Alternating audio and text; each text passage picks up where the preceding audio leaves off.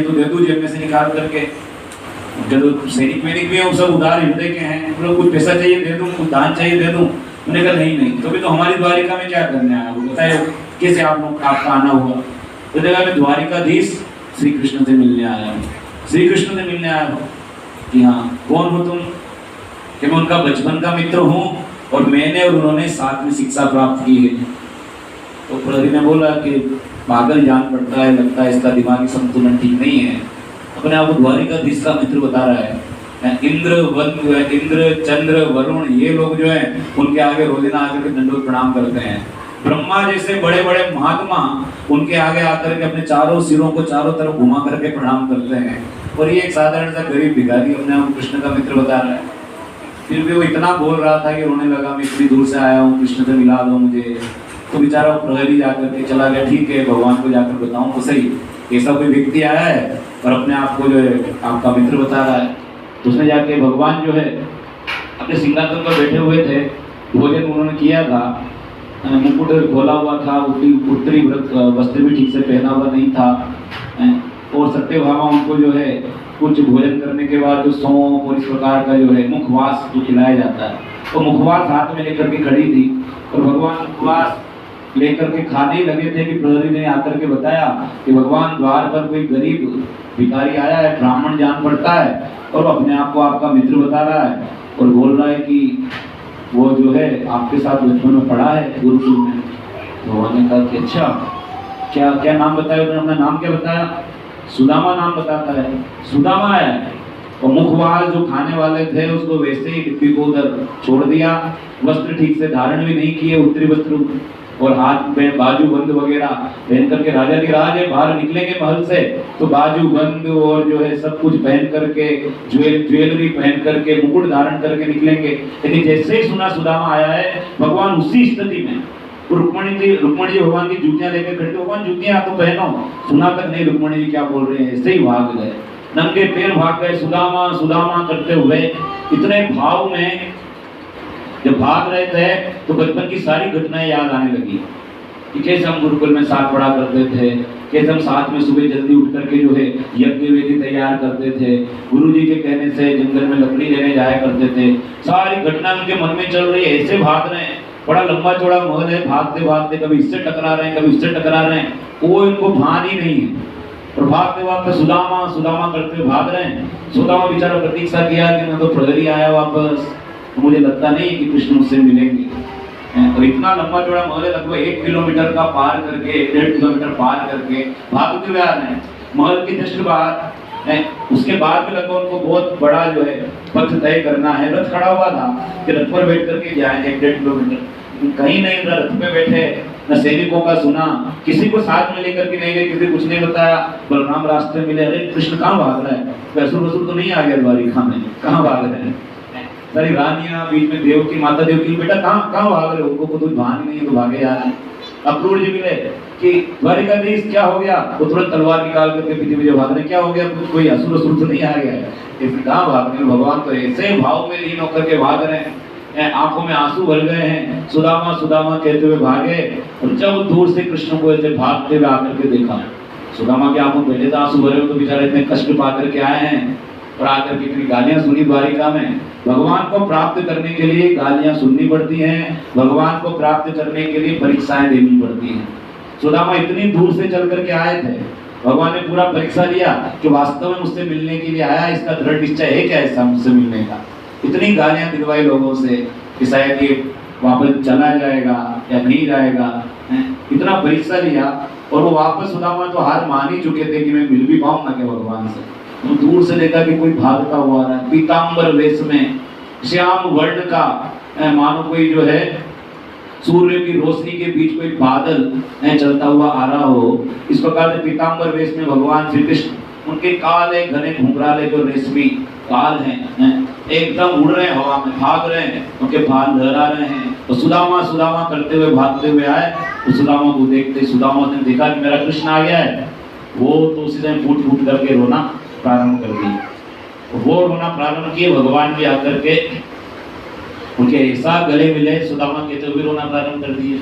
वो सारे प्रहरी, सारे सैनिक जो उनके पीछे पीछे भाग रहे थे, वो तो भाग करके वो तो सब देखने लगे, अद्भुत है भैया हमारे द्वारिकाधीश, ये अद्भुत भगवान है। हम तो इसका मजाक बना रहे थे कि अपने आप को द्वारिकाधीश का मित्र बताता है और इसका मजाक बना रहे थे, तो वास्तव में द्वारिकाधीश का मित्र। सारे सैनिक, सब सेनापति ने भाई दंडवत प्रणाम किया और द्वारिकाधीश की जय जयकार करने लगे कि द्वारिकाधीश की जय हो, मित्र सुदामा की जय हो।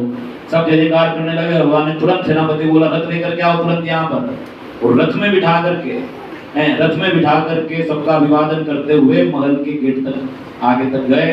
फिर भगवान अपने हाथ में हाथ लेकर के उसको कंधे पे एक हाथ अपने हाथ में एक हाथ कंधे पर है, और भगवान सीधा महल के बीच लेकर के गए। और पहले सैनिक को बोल दिया था, पहले उन्होंने सूचना दे दी थी कि सबसे तुरंत अंदर सूचना दे दो कि फूलों के साथ एकदम सब आकर उनका स्वागत करें। सब रानियां, भगवान की 16,108 रानियां दोनों तरफ लाइन लगा करके खड़ी थी, सब फूल डाल रही थी। सुदामा ने कल्पना भी नहीं किया होगा, तो मिलने के लिए आया था, तो थोड़ा मिल गया है, वो थोड़ा बहुत हाय हेलो हो जाए बहुत है, तो ये सोच करके आया था कि हाय हेलो हो जाएगा उसमें काम चल जाएगा। यहाँ तो ऐसा स्वागत उसने सपने में नहीं सोचा था कि मैं कृष्ण के पास जाऊंगा तो ऐसा भी स्वागत होगा। इतना भव्य स्वागत हुआ, और भव्य स्वागत करने के बाद सीधे भगवान उसको गेस्ट रूम में नहीं बिठाया। हमारे घर में गेस्ट आते हैं, मित्र आते हैं, तो गेस्ट रूम में बैठो, गेस्ट में बिठा देते हैं, वहीं मिला करके बोल देते हैं भाई पानी पी लो इधर ही, वहीं पर्दे वर्दे लगा देते हैं, बाकी घर की तरफ ना देखें कि ये बैठे रहे है ना। ये भगवान ने सीधे उसको अपने वहां से लेके जाकर के सीधे अपने व्यक्तिगत कक्ष में लेकर के गए, तो भगवान का स्वयं का निवास स्थान था, जहाँ पे भगवान अपने सिंहासन पर विराजमान होते थे। सीधे ले जा करके भगवान ने कहा कि बैठो, तो बेचारा लोग बैठने को बोला, तो सुदामा जी वहीं पे अपना लकड़ी वगैरह रखकर नीचे नहीं बैठना है, सिंहासन पर बैठना है। सिंहासन में बिठाया, नहीं मैं कैसे बैठूंगा, मैं इतना स्वर्ण आलीशान सिंहासन मोती माणिकों से जड़ा हुआ, वो तो घबरा रहे थे, मैं नहीं बैठूंगा, इतना ऊंचे आसन पर 3-4 सीढ़ियां चढ़ करके उस सिंहासन पे जाना होता है ऊपर, तो मना कर रहे हैं। रुक्मणी सत्यभामा से बोला कि मोर पंख और चावल लेकर के आओ, और सत्यभामा और जो है रुक्मणी वो चावल और मोर पंख जलती हुई सुदामा जी को बहुत रिक्वेस्ट किया भगवान ने, और उसको सिंहासन पर बिठाया। फिर सिंहासन पर बिठाने के बाद भगवान ने तुरंत अपनी पत्नी को आदेश दिया कि जल पात्र लेकर के आओ, ठंडे जल का पात्र लेकर के आओ।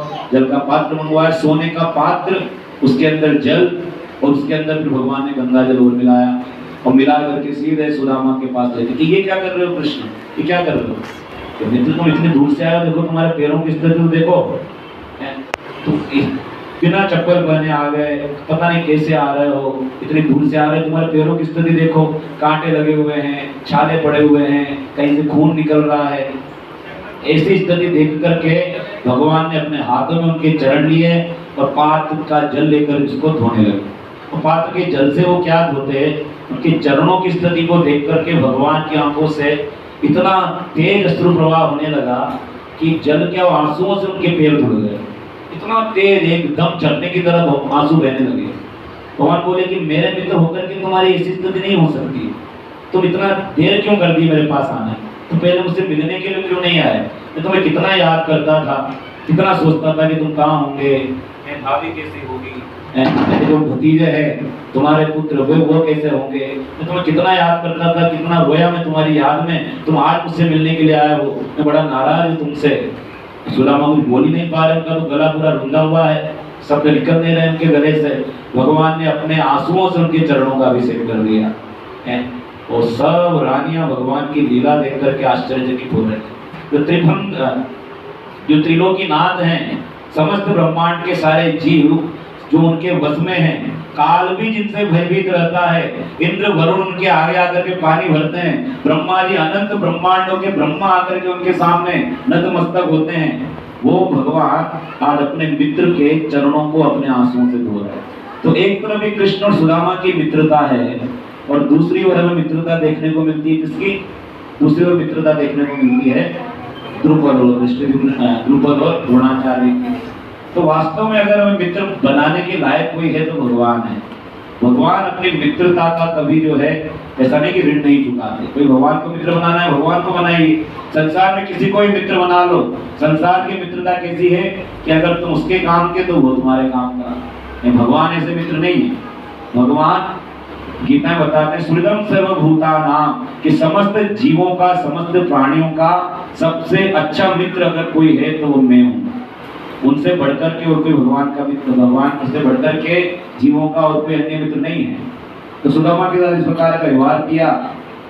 उसके बाद जो है कंदुल का जो लीला हुआ कि सुदामा जी अपने साथ जो चावल लाए थे, लेकिन अब इतने बड़े राजाधिराज को क्या वो चावल, वो जो पफ्ड राइस होता है, पफ्ड राइस जिसको चिवड़ा बोलते हैं, चिवड़ा लेकर के आए थे।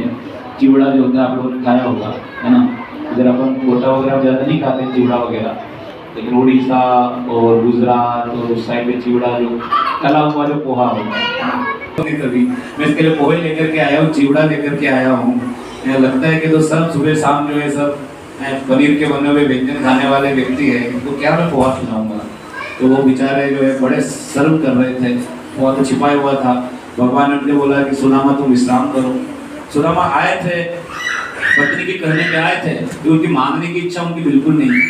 पत्नी ने तो ये बोल करके भेजा था कि कुछ मांग करके लाना अपने मित्र से, लेकिन उनकी इच्छा नहीं थी कुछ मांगने की। आए, उनको जो विश्राम गृह में लेकर के गए, भगवान ने उनको विश्राम करवाया। विश्राम कराने के बाद बोला कि सुदामा तुम इतनी दूर से आए हो और इतने दिनों बाद आए हो, भाभी ने मेरे लिए कुछ जरूर कुछ भेजा हो, कुछ तो भेंट भेजी होगी कि जो भी मेरे पास आता है खाली हाथ नहीं आता, मेरे लिए कुछ तो भेंट लेकर के आता है। तुम भी इतने दूर से आए हो, कुछ ना कुछ तो भेंट मेरे लिए लाया होगा। तो नहीं नहीं, मैं तो जल्दबाजी में आया था, जल्दी जल्दी आ गया, मैं तो कुछ लाना ही भूल गया। मैं जब आया उसमें मार्केट भी बंद था, कुछ खरीद भी नहीं करके आ पाया। ऐसे आ नहीं नहीं, मैं झूठ बोल रहा, ऐसा हो ही नहीं सकता, ऐसा हो ही नहीं सकता, तुम्हारी झूठ बोलने की आदत गई नहीं है लगता है। तो भगवान मजाक मुझसे बोलने लगे। तो सुदामा जी भगवान के बड़े महान भक्त हैं। एक वो जो लीला जिसका की चर्चा आता है, वो बोलते हैं कि सुदामा जी ने जो है भगवान के चने खा लिए थे, वो लीला झूठी है, उसका शास्त्र में कोई वर्णन नहीं है। सुदामा जी ब्राह्मण थे, और ब्राह्मण कभी भी जो है इस प्रकार के झूठे वचन, असत्य वचन बोलने वाला या किसी के अधिकार का हनन करने वाला नहीं होता है। और जब भगवान साक्षात उनके साथ रह रहे थे गुरुकुल में, भगवान का तो इतना सम्मान, इतना सेवा भाव था सबके मन में, तो उनसे झूठ बोल के उनके चने खा जाएंगे, ऐसा किसी शास्त्र में वर्णन नहीं मिलता है। ये बाद में पता नहीं किस प्रकार से लोगों में बात फैल गई कि सुदामा जी ने जो है उनके जो है चने खा लिए चुरा करके, उनसे झूठ बोला। ऐसा कि शास्त्र में कोई वर्णन नहीं है, भागवत में तो इसका वर्णन नहीं है। पता नहीं किसने बात चालू की और किस तरह से फैल गया, जैसा कुछ हुआ नहीं था। तो भगवान ने उनसे पूछा कि कुछ तो लाए होंगे, कुछ तो लाए होंगे, लेकिन जो है मना कर रहे हैं, देने को तैयार नहीं है। तब जाकर के जो है उनको दिखाई दिया भगवान को कुछ तो इन्होंने छिपाया हुआ है, कुछ अपने पीछे कुछ तो छिपा रहे हैं, कुछ तो इनके हाथ में है जो देना नहीं चाहते हैं। तो भगवान ने कहा कि कुछ तो तुम्हारे पास, तुम्हारे जो धोती में जो कुछ ये कपड़ा कुछ लटक रहा है, कुछ पोटली जैसा है, क्या है? बोला कि नहीं नहीं, तो कुछ नहीं है, तो मैं रास्ते में आ रहा था, तो मेरे को भूख लग रही थी, तो मैं रास्ते में तो कुछ ले लिया था। नहीं नहीं नहीं, सच सच बताओ क्या है? तो ऐसे करके भगवान ने पोटली खींच लिया उनके हाथ से, कमर में जो लटका हुआ था वो खींच लिया। खींचने के बाद जो भगवान ने बोला कि वाह, इसमें तो बड़ी सुंदर जो है एकदम गंध आ रही है, बड़ी अच्छी खुशबू आ रही है। तो चिवड़े की खुशबू लगती है, चिवड़ा है, लगता है कि एकदम फ्राई किया हुआ मूंगफली के दानों के साथ हैं, जिसमें धनिया के पत्ते और जो है मीठी नीम डाला हुआ चिवड़ा लगता है, बड़ा सुंदर टेस्टी। जिसमें थोड़ा भी क्या होता है, खट्टा डालने के लिए क्या डालते हैं, अमचूर भी डाला हुआ है, बड़ा टेस्टी चिवड़े की खुशबू आ रही है। तो भगवान ने सुदामा जी के हाथ से जो है उसको छीन लिया, और छीनने के बाद जो है तुरंत पोटली खोल करके रुक्मणी बोले प्लेट लेकर के आते, भगवान क्या खा रहे हो? ऐसे इशारा करके सत्य मत खाओ, ये पता नहीं जो है होता ना क्या वो हाइजीनिक है या नहीं, पता नहीं कैसे बनाया गया है। बनाने वाले ने हाथ में ग्लव्स बांधे थे, नहीं बांधे थे, तो बड़े लोगों के इतने सारे होते हैं तौर तरीके, तो इतने बड़े राजघराने भगवान द्वारिकाधीश हैं, और राजा को अगर कुछ खिलाया जाता है तो ऐसे नहीं खिलाया जाता है। पहले चेक करते हैं, मंत्री लोग चेक करेंगे, उनके गुच्चे लोग चेक करेंगे, उसके बाद राजा को खाने को मिलता है। जैसे कि कोई देश का प्रधानमंत्री है, उसको खाना खिलाया जाता है, डायरेक्ट नहीं खिलाया जाता है। रसोईया उसका बहुत जो पर्सनल रसोईया होता है वो वही बनाएगा खाना। भगवान ने तो पोटली खोल करके सीधा अपना हाथ बढ़ाया, और हाथ बढ़ा करके सीधा मुट्ठी भर करके खा गए, सीधा मुट्ठी भर कर खा गए। वाह, इतना स्वादिष्ट। पूरे सुदामा ऐसा तो हमें गुरुकुल में मिलता था, हमें हमारी गुरु माँ ऐसा खिलाती थी। उसके बाद तो लगता है आज ही खाने को मिला इतना स्वादिष्ट। इससे पहले तो गुरुकुल में हम लोग खाया करते थे। तो फिर एक मुट्ठी खा लिया, उसके बाद फिर दूसरी मुट्ठी खाने लगे। रुक्मणी बोले भगवान मत खाइए, पेट खराब हो जाएगा, ज्यादा मत खाइए। एक मुट्ठी खा गए, दूसरी मुट्ठी फिर डाल करके फिर जो है भगवान ने फिर दूसरी मुट्ठी भी खा गए। दूसरी मुट्ठी खाने लगे, भगवान बस कीजिए, मैं आपका भाव समझ रही हूँ, आप एक एक दाना जो खा रहे हैं, एक एक मुट्ठी जो खा रहे हैं, आपका भाव नहीं जानते हो। जिस प्रकार से मन ही मन बातें कर रहे हैं भगवान, क्रिया भी एक दूसरे से बातचीत चल रही है, मैं आपके भाव को जान रही हूँ। जिस प्रकार से आप आंसू बहा रहे थे, उनकी दरिद्रता के ऊपर जिस प्रकार से आप आंसू बहा रहे थे, और आंसू बहाते समय आपने मन ही मन जो उनको वचन दे दिया था कि संसार की लक्ष्मी को भीख मांगना पड़ जाए, लेकिन मेरा मित्र, मेरा भक्त कभी भी अभाव में नहीं जी सकता। आपके एक एक आंसू के साथ आप जो अत्यंत अंदर से क्रोध प्रकट करते हुए अपने मित्र की दरिद्रता पर इतने अधिक चिंतित होते हुए इस प्रकार का वचन उसको दे बैठे थे कि लक्ष्मियों को भीख मांगनी पड़ जाए, लेकिन मेरे भक्तों को किसी प्रकार का भाव नहीं रह सकता।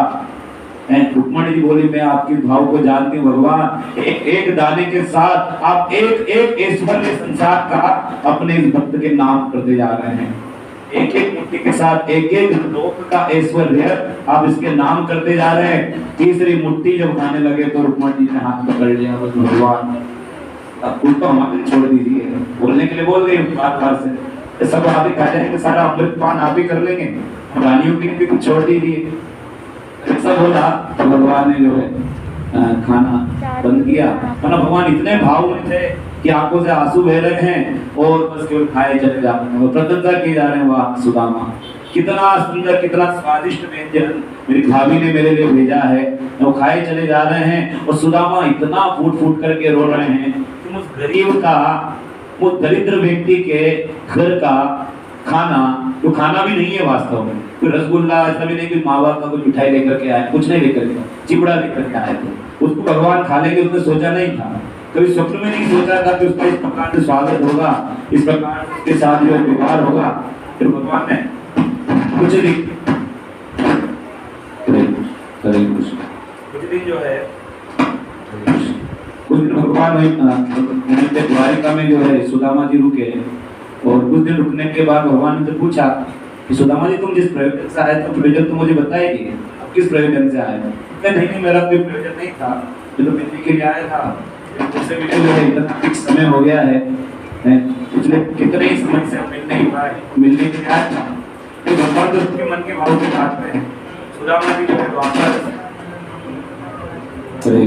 हरे कृष्ण, सुदामा जी जब वापस द्वारिका से लौट करके गए, द्वारिका से लौट करके वापस अपने घर को गए, जिस शहर में, जिस गांव में वो रहते थे, उस गांव में जैसे ही प्रवेश किए, देखिए मैं कहीं किसी दूसरे गांव में तो नहीं आ गया, मैं जब गया तो कीचड़ वाली सड़कें थी, सड़कों में कीचड़ हुआ रखा था। अभी मैं कहाँ पे आ गया, वहाँ पे एकदम चकाचक, एकदम बढ़िया आलीशान, एकदम 100 फीट के रोड बने हुए हैं, 100 फीट वाले रोड बने हुए हैं, सब तरफ जो ऐश्वर्य है, रोड लाइट लगी हुई है, फूलों के पौधे सब दूर जो है लगे हुए हैं सड़क के दोनों किनारों पर। सुदामा जी पहले आश्चर्यचकित हो गए, मैं कौन से नगर में आ गया, लगता है मैं कहीं गलत जगह पे आ गया हूँ, विचार हो गया, लगता है भ्रमित हो गया हूँ, इतने दूर दिन से जो यात्रा कर रहा हूँ, थकान के कारण लगता है मेरी बुद्धि भ्रमित हो गई है। वापस से लौट करके जो है जाने लगे कि लगता है कि दूसरे नगर आ गया हूँ, ये तो मेरा गाँव नहीं लग रहा है जहाँ पर मैं रहता था। तभी जो है किसी व्यक्ति ने कहा, सुदामा जी आप आ गए, कहाँ जा रहे हैं? मैं मुझे लगता है नहीं गलत जगह नहीं, ये हमारा ही तो गांव है, हमारा गांव है, इतनी सड़कें कहाँ से बन गई, इतने पेड़ पौधे, इतना सुंदर जो है वृक्षारोपण, इतनी सुंदरता कहाँ से आ गई, पता नहीं कैसे आ गई, देवी चमत्कार से रातों ही रातों में जो है हमारा पूरा नगर इतना सुंदर बन गया, पूरा गाँव इतना सुंदर हो गया। पता नहीं क्या विश्वकर्मा जी आए थे बनाने के लिए साक्षात, की क्या हुआ कि अच्छा तो मेरा घर कि हाँ चलो मैं आपको अपने घर की ओर लेकर के चलता हूँ। तो बेचारों को अपने घर की ओर जा रहे हैं, सुदामा जी अपने घर की ओर जा रहे हैं, घर के बाहर जैसे पहुंचे, तो मेरी झोपड़ी कहाँ है? अरे मेरी झोपड़ी किसने तोड़ दिया है, मेरी झोपड़ी कहाँ चली गई? अरे झोपड़ी दिखाई नहीं दे रहा आपको, सामने देखिए इतना बड़ा है, इतना बड़ा 2 मंजिल का इतना बड़ा विशाल महल बना हुआ है, और उस महल के बाहर बच्चे एकदम चश्मा लगा करके, जींस पहन करके, कुछ समय जींस चश्मा नहीं होता था, आज के परिवेश में अगर होते हैं तो उनके बच्चे एकदम रेशम के वस्त्र पहन करके, बिल्कुल चमचमाते वस्त्र पहन करके और हाथों में और गले में ज्वेलरी पहनी हुई है, और बच्चे जो है बाहर पिताजी पिताश्री करते हुए बाहर आए। बाहर करके देखा, रे मेरे बच्चों को इतने सुंदर कैसे लग रहे हो, ये वस्त्र कहाँ से आ गए? पिताजी कल कोई आया था और कोई आकर के जो है बोल करके गया कि हमारे पिताजी ने जो है हमारे पिताजी का बहुत सारा धन बकाया था, हमें दे करके गए हैं, बहुत सारे वस्त्र दे करके गए, खिलौने दे करके गए, इतना सारा दे करके गए। तभी उनकी जो पत्नी थी एकदम मानो लक्ष्मी के समान सजी धजी हुई। माता लक्ष्मी का भी ऐश्वर्य फीका पड़ जाए, इतना सुंदर सारे स्वर्ण आभूषणों से सजी धजी हुई उनकी जो पत्नी थी, वो आकर के आरती की थाली ला करके, जैसे घर पे जब पति आता है तो पत्नियां जो है पति का स्वागत करती हैं आरती उतार करके। तो जब आई तीर्थ यात्रा करके आए थे, वास्तव में द्वारिका होकर के आए, भगवान से मिलकर के आए हैं, तो उनकी पत्नी ने उनका स्वागत किया थाली से आरती उतार करके, और चरणों में जो उनको प्रणाम किया। प्रणाम करने के बाद सुदामा जी को अंदर स्वागत किया, तो सुदामा जी समझ गए कि मैंने तो कुछ मांगा नहीं था कृष्ण से, बिना मांगे कि सब कुछ उन्होंने दे दिया, बिना मांगे मुझे दे दिया, मैं तुमसे कुछ मांगने नहीं गया था। वो तो इतने आनंद में थे कृष्ण से मिलने के बाद, उनकी जो इच्छा थी थोड़ी बहुत भी, वो इच्छा भी समाप्त हो गई थी। वो तो रास्ते में ये सोचते हुए जा रहे थे, तो पत्नी को क्या बोलूंगा, पत्नी ने तो बोला था ये मांग लेना वो मांग लेना, मैं तो कुछ मांग के भी नहीं लाया, उसको क्या जवाब, बहाना बना दूंगा, कुछ ना कुछ बोल दूंगा कि हाँ मैं बोल नहीं पाया, हाँ अब क्या बोलूंगा उससे। वास्तव में कुछ मांगने की इच्छा थी नहीं। भक्त अगर भगवान से मिलने के बाद भगवान का जब प्रेम किसी भक्त को प्राप्त हो जाए तो समस्त प्रकार की भौतिक इच्छाएं उसकी समाप्त हो जाती है, फिर मांगने की इच्छा रहती नहीं, कि भगवान उसको बिना मांगे ही सब कुछ प्रदान कर देते हैं। और वास्तविक जो हमको चाहिए, हमें चाहिए क्या? आनंद चाहिए। संसार में हम जो भी कार्य कर रहे हैं आनंद प्राप्त करने के लिए कर रहे हैं, चाहे पढ़ाई कर रहे हैं, चाहे नौकरी कर रहे हैं, चाहे बिजनेस कर रहे हैं, जो भी सुबह से लेकर शाम तक मेहनत करते हैं वो आनंद प्राप्त करने के लिए ही करते हैं। एकमात्र उद्देश्य आनंद प्राप्त करना होता है। अगर आनंद नहीं मिलता तब उस चीज को छोड़ देते, अरे यार इस नौकरी में आनंद नहीं मिल रहा है दूसरी करता हूँ, इस बिजनेस में आनंद नहीं मिल रहा है दूसरा बिजनेस करता हूँ, इस स्कूल में पढ़ने में आनंद नहीं मिल रहा है दूसरे स्कूल में पढ़ता हूँ, क्योंकि हम आनंद प्राप्त करना चाहते हैं। जीव का एक ही लक्ष्य है आनंद प्राप्त करना, लेकिन हम ये जानते नहीं हैं कि आनंद मिलेगा कैसे। जैसे संसार की अलग अलग वस्तुओं में उस आनंद को ढूंढते रहते हैं। एक वास्तविक आनंद कृष्ण से जुड़ने मात्र से वास्तविक आनंद प्राप्त हो जाता है। और जब वो आनंद भक्त को मिलने लगता है तब उसके पास कुछ अभाव हो या कुछ बहुत अधिक चीजों का उसके पास जो है संग्रहण हो, उसको कोई अंतर नहीं पड़ता, चाहे गरीब हो चाहे अमीर हो, उसको कोई स्थिति अंतर नहीं पड़ता कि उसके पास क्या है। वो पूर्णतया भगवान की सेवा में लग करके जन कल्याण के कार्य में लगता है। उसको अंतर जो हृदय में तो आनंद है, उसके हृदय में इतना आनंद है कि उसको और कुछ आनंद बाहर से कुछ चाहिए ही नहीं। तो सुदामा जी यद्यपि इतने आनंद में थे तो उनकी तो कोई इच्छा थी नहीं मांगने की, लेकिन भगवान इतने दयालु हैं कि जब भक्त की मांगने की इच्छा समाप्त हो जाती है तभी जाकर के भक्त को भगवान इतना दे देते हैं कि भक्त परिकल्पना भी नहीं कर सकता। जो ध्रुव थे भक्त ध्रुव भी तपस्या करने के लिए गए थे कि मैं मेरे पिता के पिता से भी बड़ा राज्य मांगूंगा, भगवान को प्रसन्न करके।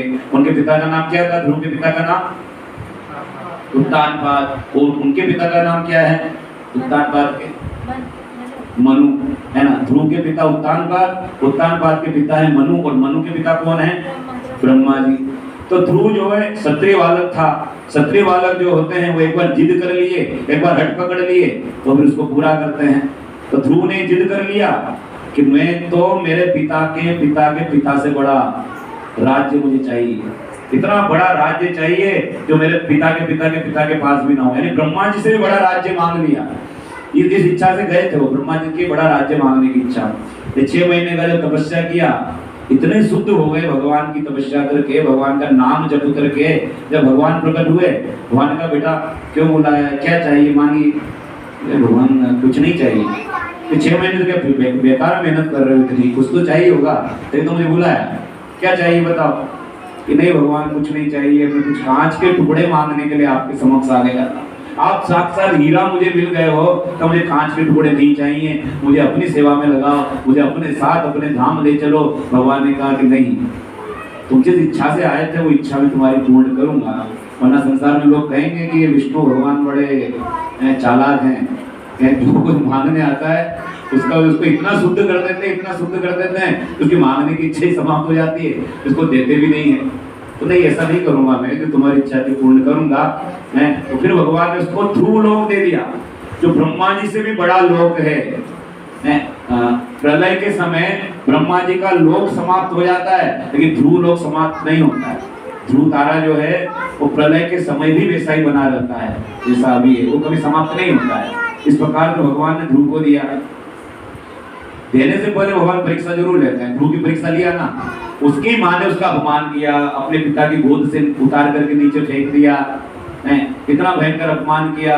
फिर अकेले बेचारे कष्ट उठा करके जंगल में गए, वहां पर भी शेर, सियार, नाना प्रकार के जानवरों से बेचारे डर भी रहे, कहाँ गए जंगल में। नारद जी ने भी आकर के उनसे कहा कि बच्चे कहाँ गए हो, घर पे जाओ, घर पे जाके फुटबॉल खेलो, क्रिकेट खेलो, यहाँ का जंगल में क्या कर रहे हो।